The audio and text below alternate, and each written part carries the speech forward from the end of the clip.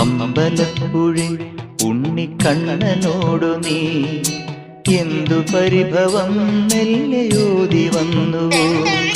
കൽവിളക്കുകൾ പാതി മിന്നി നിൽക്കവേ എന്തു നൽകുവാൻ എന്നെ കാത്തു നിന്നു നീ? തൃപ്രസാദവും മൗന ചുംബനങ്ങളും പങ്കുവെക്കുവാനോടി വന്നതാണു ഞാൻ. രാഗചന്ദനം നിന്റെ നെറ്റിയിൽ തൊടാൻ ഗോപകന്യയായോടി വന്നതാണു ഞാൻ. അമ്പലപ്പുഴി ഉണ്ണിക്കണ്ണനോടു നീ എന്തു പരിഭവം മെല്ലയോതി വന്നുവോ?